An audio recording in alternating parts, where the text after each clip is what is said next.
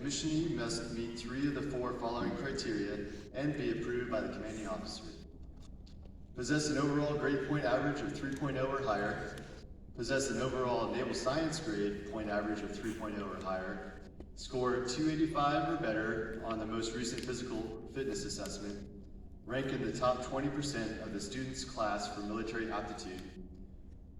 The following individuals are recognized as distinguished naval graduates. Please hold your applause until all the names have been called. Gunnery Sergeant Long. Gunnery Sergeant Herrera. Midshipman Box. Midshipman Flake. Midshipman Halmy. Midshipman Lochner. Midshipman Wilshire. Midshipman Witkowski. Ladies and gentlemen,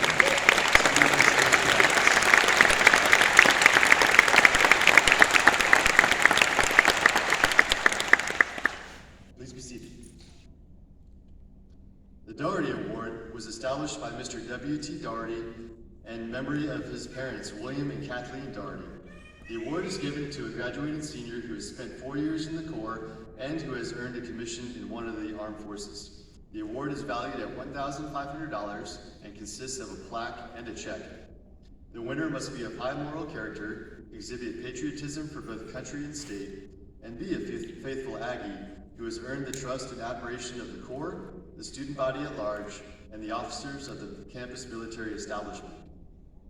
I am pleased to announce this year's winner of the Doherty Award, Midshipman Dallas Flake.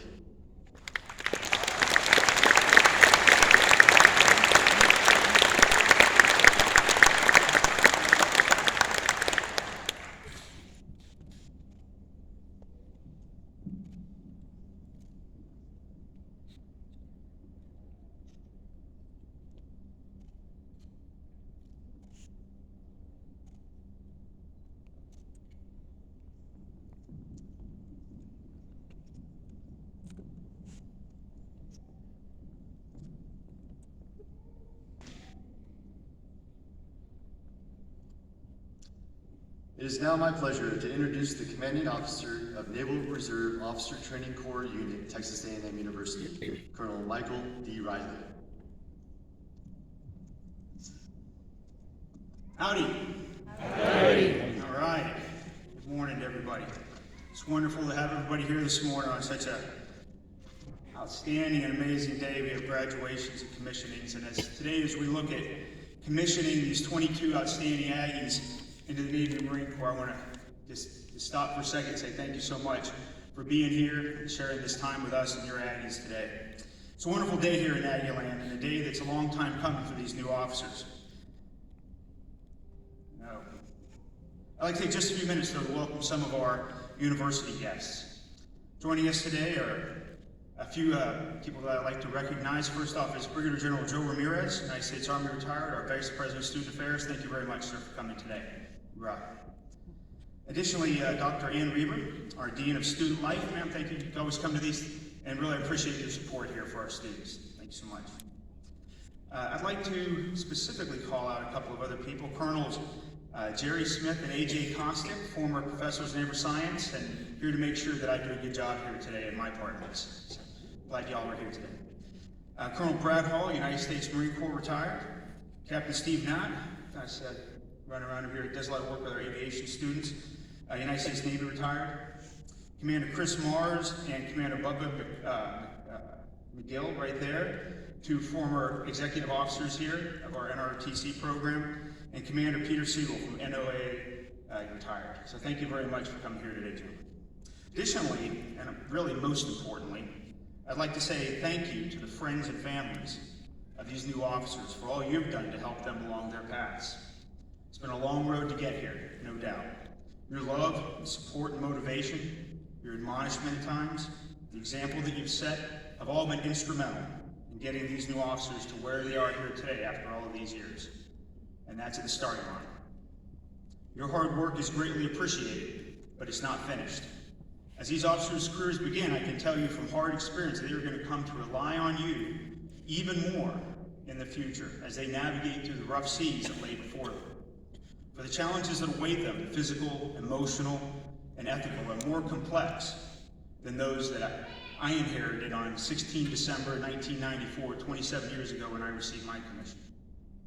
So your perspective, your wisdom, your hard life lessons are going to be a cherished commodity in the days and years ahead as these new officers confront the leadership challenges, the ethical dilemmas, and the sacrifices associated with being part of military life.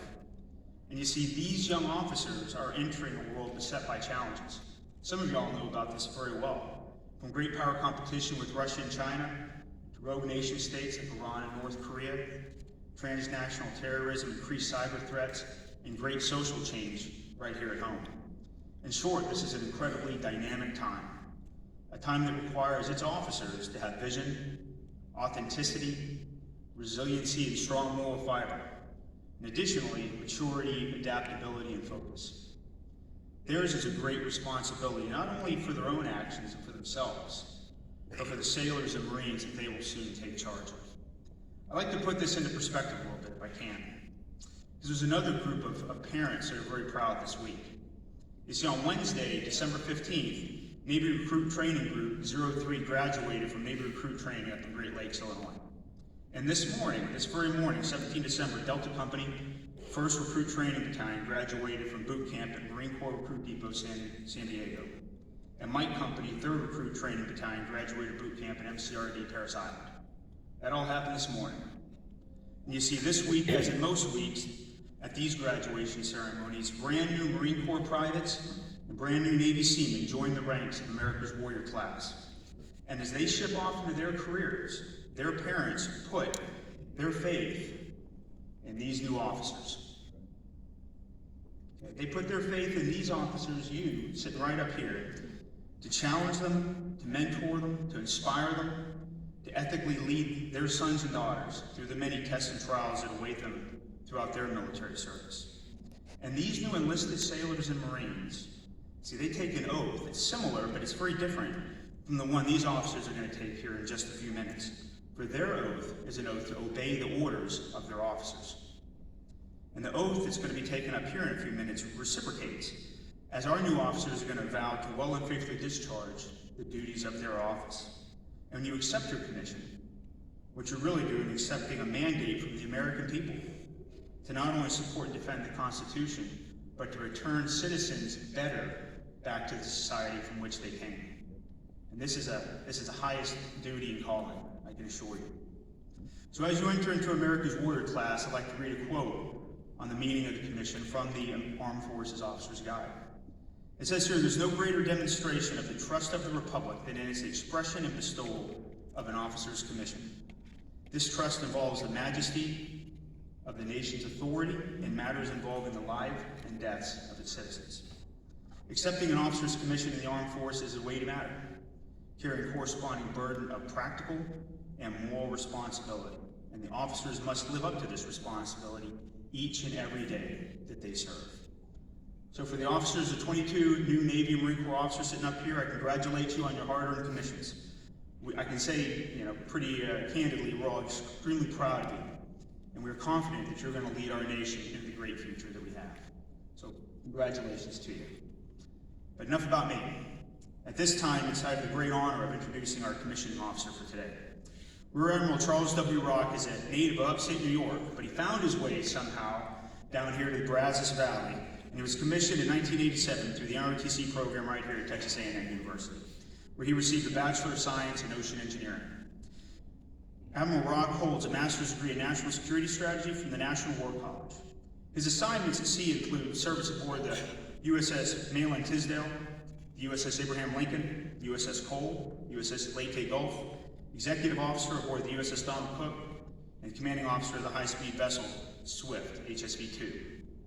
Ashore, he served in U.S. European Command, U.S. Joint Forces Command, and Supreme Allied Commander for Transformation, Joint Staff J5, he was Chief of Staff of Naval Installations Command, Commander of Fleet Activity Sasebo, Japan, which is close to my heart, having served out there in mainland Japan, Commandant Naval District, Washington, and Admiral Rock assumed command currently at the Navy's Mid-Atlantic region, July 20th, 2018. Ladies and gentlemen, please join me in welcoming our commissioning officer today, Rear Admiral Rock.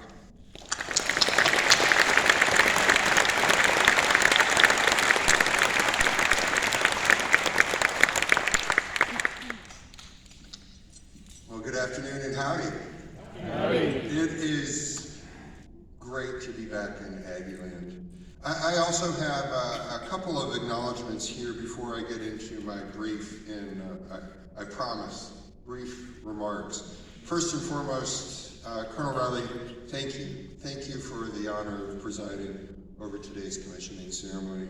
I'm absolutely grateful for this opportunity. General Ramirez, Joe, great to see you, my friend. I'm up here with you all, because I was there 34 years ago. I see the same pride, the same eagerness on all of your faces. And I think in my case, I was also pretty hungover from shutting down the Dixie Chicken the night before. Of course, I've never accused any of you of doing the same. Soon you will head out to the fleet to lead sailors and Marines during a pivotal time in our world.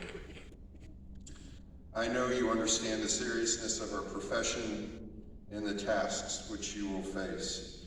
And as Colonel Riley stated, with threats from China and Russia and Iran, our future wars will be much more complex than we've ever faced before. They'll not only be fought on the battlefield and on the high seas, but they'll be fought from space, in cyberspace. They'll be accelerated by artificial intelligence-enabled data processing with an integrated manned and unmanned weapons and sensor systems. The future of that warfare is now, and you are all a critical part of it. My challenge today is to leave you with a few meaningful words, but I also realize that I don't have a clue who was at my commissioning ceremony or what they said. I blame that on the chicken. But I promise I'll be brief, and I've got 4 points for you to consider. And the first one is commitment. Of course, it's about commitment to our Navy and Marine Corps team.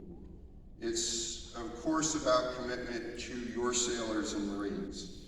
It's about commitment to yourself and to others, but above all, please remember that you are committed to the Constitution and the nation whose course it directs, above all else. This is an enduring commitment that is fundamental to the foundation of our nation. It transcends race, religion, gender, politics, and in raising your right hand here in a few minutes, you will each affirm your allegiance to the Constitution. I have a favor to ask of all of you, and that is to take a few minutes over the holidays and review the Constitution. Just Google it, and always keep the ideals of that more perfect union in mind as you serve our nation and its people. The second is to lead well. There is no doubt that A&M has prepared you to do so. Go forward and do it, but be confident yet humble. Be firm yet compassionate.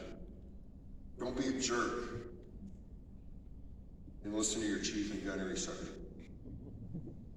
You'll have an incredible opportunity to be a positive influence on sailors and Marines and their families that you lead. The day sailors and Marines stop bringing their problems to you is the day you have stopped leading them. And in that case, they've either lost confidence that you can help or concluded that you don't care. In either case, that is a failure of leadership. You must remain dedicated to your people, just like you are dedicated to the mission. So whether you're a future SWO or pilot or submariner or Marine Expeditionary Ground Reconnaissance Officer, know that you are all ready, so lead well.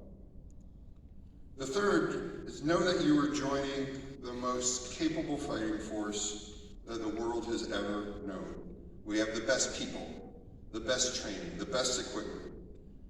We are the most ready.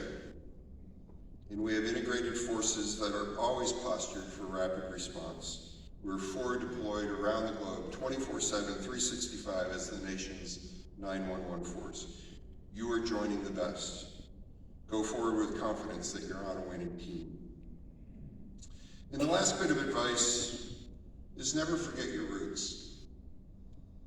In and out of uniform, your A&M brothers and sisters will be a source of strength. You are now part of a tremendous legacy of this amazing university. just like Dalton DeMartini's grandfather, Jack, class of '59, who is here with us today. Years may go by without crossing paths, but the bond that you share, the common values of honor, courage, integrity, discipline, and selfless service will bond you, have bonded you for a lifetime. So lean on each other. Thank you again for the honor of being part of this special day. Giggle and congratulations. I'll now ask for everyone to stand for the oath of office.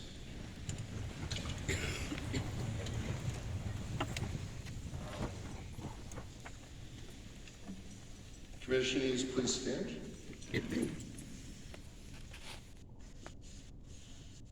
Raise your right hand and repeat after me. I state your name. I, Do solemnly swear do solemnly swear to support and defend the Constitution of the United States to support and defend the Constitution of the United States against all enemies, foreign and domestic, against all enemies, foreign and domestic, that I will bear true faith and allegiance to the same that I will bear true faith and allegiance to the same, in the apologize. And that I take this obligation freely that I take this obligation freely without mental reservation without mental reservation or purpose of evasion, or purpose of evasion, and that I will well and faithfully discharge and that I will well and faithfully discharge the duties of the office upon which I'm about to enter. the duties of the office on which I'm about to enter. Congratulations. I'd like to ask all family and friends partaking in the pinning ceremony to please make your way over to Sergeant Hill, located on the right side of the auditorium. To be presented their rank insignia, commissioned as ensigns in the United States Navy.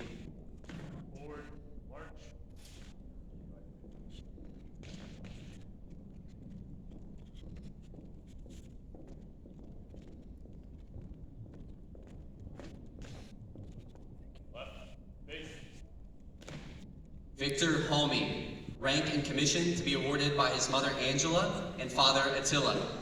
Victor is from Cleveland, Ohio, and entered Texas A&M University in the fall of 2017. He graduates with a Bachelor of Arts in Biology and reports to Nuclear Power School in Charleston, South Carolina.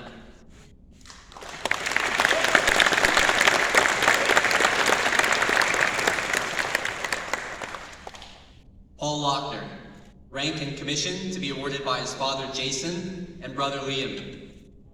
Paul is from Houston, Texas, and entered Texas A&M University in the fall of 2017. He graduates with a Bachelor of Science in Electronic Systems Engineering Technology and will report to Aviation Pre-Flight Indoctrination in Pensacola, Florida.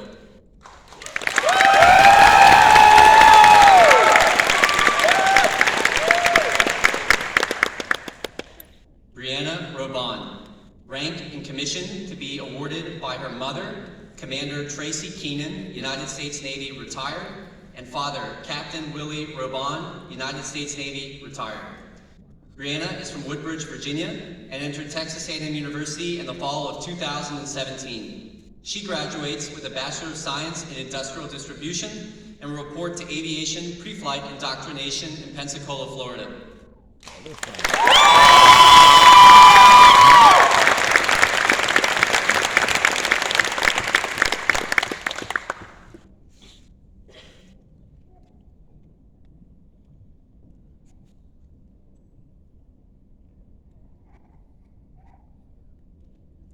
Ladies and gentlemen, Ensign Halmy, Ensign Lochner, and Ensign Robon.